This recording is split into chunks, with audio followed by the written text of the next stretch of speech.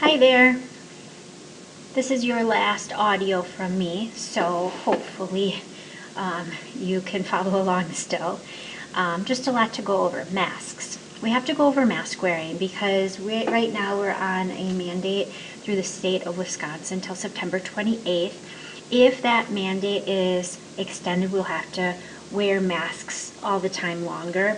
If it is lifted or altered, it sounds as though what we will have to do is wear a mask if we can't be 6 feet apart. Unfortunately, in my class, many classes are full, and we probably will have to wear masks. Mask wearing, though, you have to understand we're doing it for the safety of everyone.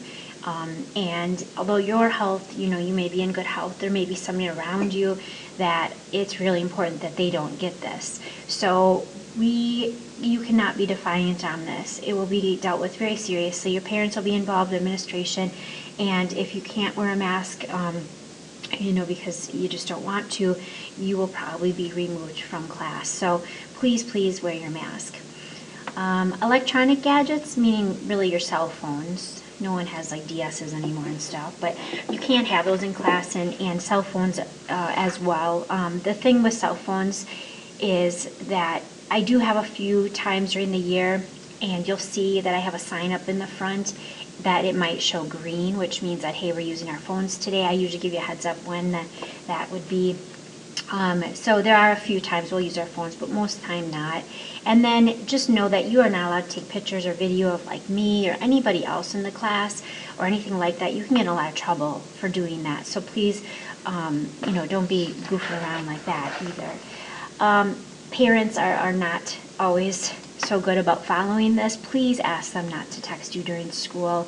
And if a message really has to get through and they just keep texting you and you're getting in trouble from me, that's not good. So they can call the office. The office also can deliver you a message if you really need to get it.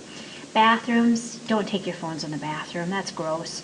And it's also a privacy issue, and you will get in trouble if we find out you have a phone in there. For other behaviors, most of them are coming out of the Student Code of Conduct, and many of these do apply also to kids virtually, maybe in an altered way, but things like language and appropriateness, all those things need to also be followed. And with just one that I want to highlight here is the hats and hoods. They don't want you to wear them, and they're really not allowed to be worn in class. So please understand that, and there will be consequences if you continuously forget. So some of my expectations, you'll be looking through this, but there are a few I need to point out. Earbuds, we really try to use them, or we probably will every day, or just about. So you need your own earbuds. Please don't borrow from someone. I feel like that's kind of gross. Please have your own school-issued Chromebook charged for class. We cannot have you guys crowding around the outlets for safety now. So you need to have them charged. And if this is an issue, I will call home on it. With my virtual students in particular, I need you to be on time for class. I do take attendance. I don't want to go back and take attendance again for you. And if this is going to be a problem because I feel like you're just abusing it a little bit, I will mark you tardy and the office will get involved. So please make sure you are on time for class. With some of the themes we have in our literature, what I need you to understand is that as we talk about people, you are not allowed to insult people, and this is not a class where you just openly get to say whatever's at the top of your mind. We look at literature, okay? So we're going to be very sensitive to people. We will not use racist, sexist, homophobic remarks ever.